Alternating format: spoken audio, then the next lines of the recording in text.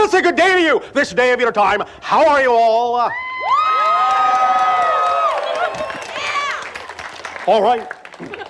First and foremost, we will take this opportunity to thank each and every one of you and all of you together for the gift you are giving to our civilization in allowing us to communicate with you in this way. Each and every time you allow our civilization to interact with yours, we are allowed the opportunity to see that many more ways that creation has of representing itself, and this expands our understanding of creation. So we thank you for the gift of being allowed to experience the unique facet of the multidimensional crystal that each of you happen to be. As we begin this transmission, allow us to go right to the heart of the matter, right to the cutting edge, right to the idea that is most paramount as to why each and every one of you have attracted yourselves to this gathering today. And the idea has to do with your resonance, your frequency, your vibration, your true core vibration. What is your true core vibration?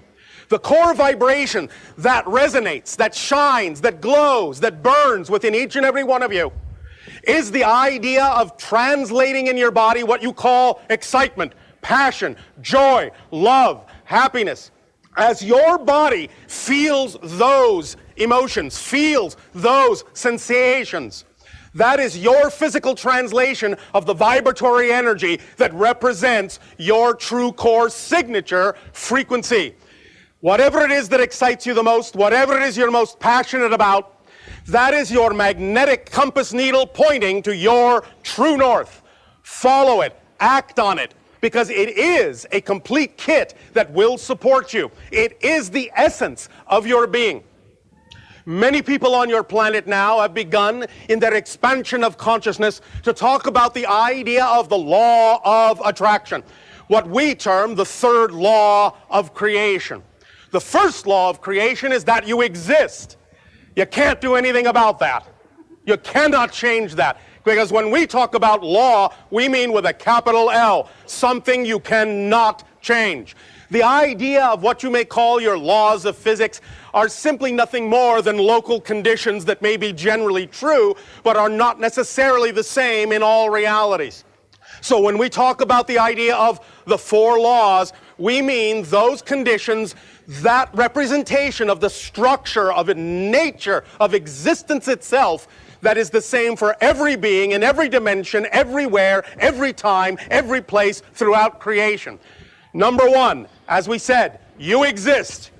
You will never be able to change that. You may change your form, you may change your expression, but if you exist now, you always will. Existence only has one quality: to exist. That which exists can never become that which does not exist. Those things that don't exist already fill up non-existence, and there's no more room in non-existence for the things that do exist. So there is nothing you can do about that. You will always exist if you exist now. Law number two: the one is the all are the one. That which we call all that is, which you may call by any name, God, Goddess, creation, all that is, it doesn't care what you call it, because you are an aspect of it. So all it's doing is naming itself through your unique perspective. You, all of us, all beings in creation, make up the all that is, and the all that is makes up all beings in creation. There is nothing outside of it. Everything, everyone, everywhere, and every when is made out of all that is, because there is nothing else from which to make anything. So each and every one of you are a different perspective, a unique point of view that all that is has in experiencing itself in a new and unique way, and that is why you were, in that sense, created. And believe me, if you exist, which obviously you do, then all that is has a need for you to exist, because if you didn't exist, all that is couldn't be all that is.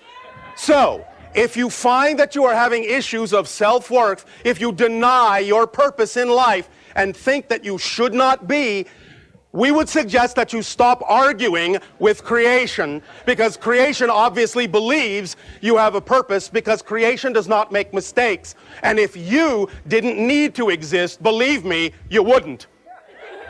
So if you do, you have a reason for being, because without you, all that is would not be all that is. Law number 3, what you put out is what you get back. Physical reality is a mirror. Literally a mirror. Whatever vibration you give off is the experience that you get back. And what you call the law of attraction, in many ways, it is correct to understand that it is your vibration that creates your reality. But there is also something else that we would like to add about that concept that many of you are missing or overlooking. Because while it is true that whatever your vibration is responsible for what you experience, many of you think, or have been taught to think, that you have to work to create that vibration that would attract what it is you prefer. And in fact, you do not. Your core frequency, your core true signature vibration is already attracting all the things that are representative of that core vibration. If those things that are representative of your true core, loving, creative, natural vibration aren't manifesting, aren't reaching you, it's not because you're not attracting them, it's because you're keeping them away. That's the difference. Because everything that is representative of that core frequency is doing its best to get to you. If it can't reach you, you're keeping it away with your definitions, your beliefs, your ideas about not being worthy of those things. Everything that is not compatible with your vibration is doing its best to get as far away from you as it possibly can. But if it doesn't leave you, if it's hanging around and it's not what you prefer, it's not because it can't, in that sense, represent your vibration. It's because you're holding on to it. So the idea of the law of attraction, while in one sense is accurate, it's really more about letting go of those things that don't work for you and letting in those things that do. And that's really how the law of attraction works. Now, here is something that we know many people on your planet find very, very, very difficult. And that is that this isn't difficult at all. Many people on your planet find simplicity to be the most difficult thing to wrap their minds around. Many of you think that it's a very complicated thing, or that it requires a lot of struggle and strife to attract these things, and nothing could be further from the truth. You automatically already deserve these things, or you wouldn't exist. So this journey, this process that you are experiencing in your physical reality on Earth is all about letting go of those beliefs that you've bought into that don't belong to you, that you may have picked up along the way from someone else, your parents, your friends, your society, that are simply out of alignment with your true core vibration. And if you are traveling through life carrying beliefs that belong to someone else, that makes you a belief thief. Don't steal other people's beliefs. They don't belong to you. So if you find that you have beliefs that don't belong to you, drop them, let them go. Don't carry them around. They will tire you out, wear you down, because they're not compatible with your core vibration. Anything that is truly compatible with your core vibration will allow you to feel light, energized, creative, loving, all those things. Anything that is not you is going to feel like a strain, a struggle, an effort, a trial, a tribulation, painful. Remember, pain, physical pain, emotional pain, spiritual pain, pain is the result of the resistance to your natural self. That's all it is. Stop resisting who you are. You will fit, everything will work, because you don't need to make life work. You just need to let life work. Life already works. It works automatically. It works fluidly. It works absolutely perfectly. It's just that when you buy into belief systems that are out of alignment and are at odds and in contradiction to your true core vibration, it doesn't allow you to see, it doesn't allow you to experience that life automatically works.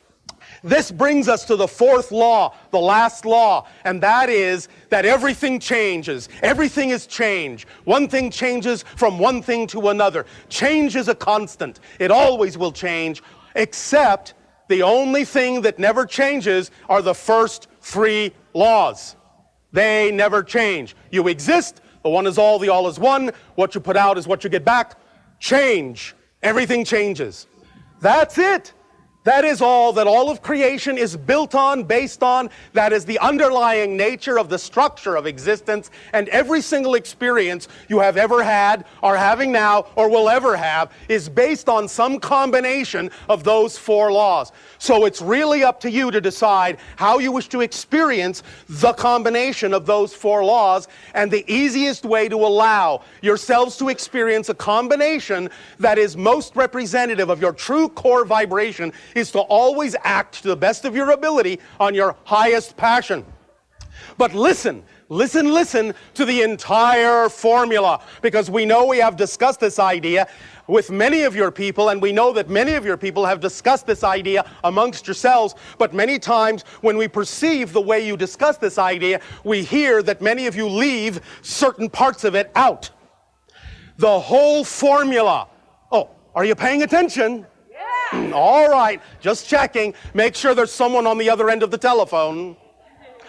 The whole formula is act on your highest passion every moment that you can, to the best of your ability, taking it as far as you can possibly take it until you can take it no further, with absolutely, here it comes, zero expectation for what the outcome should be. Why? Why the zero expectation? I'll tell you. Thank you. You have basically, being a physical being, split yourself into two main components: a physical mind and a higher mind that is non-physical. You need to work together. The physical mind and the higher mind must form a partnership, must form a relationship that works in tandem in order to actually function as a whole person in your reality.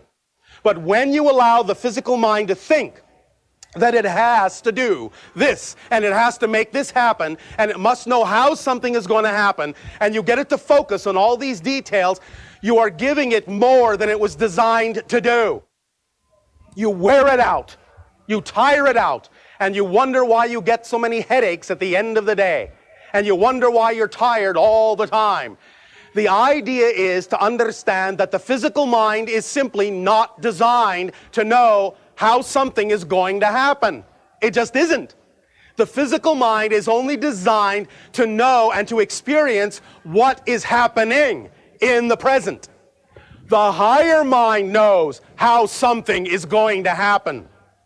When you allow the higher mind thus then to know that and to work with you, the higher mind will know how to bring the manifestation to the physical mind for the physical mind to experience. So here is how the idea, for example, of visualization actually works.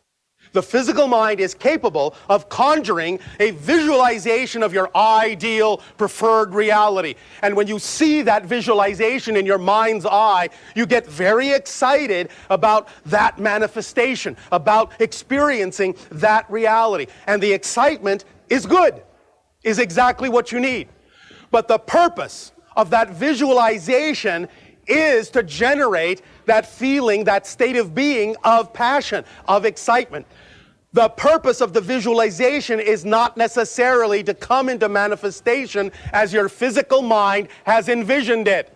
Because your physical mind, what it may think is the most ultimate representation of that reality. What it may think is the absolute top. What it may think is the absolute ceiling. To the higher mind is just the floor, just the beginning of what could manifest. And if you simply stay in the state that the visualization generates within you, and then let go of the actual imagery and hand that energy over to your higher mind will actually then bring you the manifestation that is actually representative of that passion state, even though it may look nothing like you imagined. It might, but it might not. So the idea is to use the energy state to work with the higher mind and allow the higher mind to bring you what it knows you really need that is truly representative of that energy state, so that you can be open and willing to accept that no matter what manifests, it is all part and parcel, all a representation of your joy, and never will be defined or labeled as an interruption in it or an obstacle in it or a stopping of that joy. Because your physical reality, as we said, is only a mirror. And whatever you define it to be, whatever you believe is most true, is what you get. So it's very important to pay attention to those beliefs and those definitions, for it is those and only those that create your physical reality experience. Because nothing in physical reality has built-in meaning. Nothing has automatic meaning. Everything is fundamentally without built-in meaning. The greatest gift, and I know this sounds strange in your language, the greatest gift creation has given to all of you is that life is fundamentally meaningless. That means it has no built-in meaning. What that also means is you were designed to give it the meaning you prefer to give it, and the meaning you give it will utterly determine how you experience it, no matter how the situation looks. Because every situation is neutral and can serve double duty and can allow you to experience a positive or a negative effect in your life. It isn't how the situation looks that makes the difference. It's how you respond to the situation that makes the difference in terms of the effect that you experience. So let go of the idea that the outer world needs to change in order for you to know that you have changed. Just make the change within yourself, know that you have changed, behave as if you have changed, and then you will prove to creation that you have changed, because you will be responding differently to the outer reflection, even if the outer reflection stays the same. That's how it works. Does that make sense to you all? Remember that all we are talking about here is not only simple physics, it is simple physics. Very simple. We understand that creation is infinitely complex and rich, but it is not complicated. It is fundamentally simple. Were it not fundamentally simple, it could not be infinite. Because if it were more complicated than this, it would fall and collapse under its own weight. In order to be truly infinite and allow for all possibilities, the core, the essence of creation has to be fundamentally simple. Do you all understand? Thank you.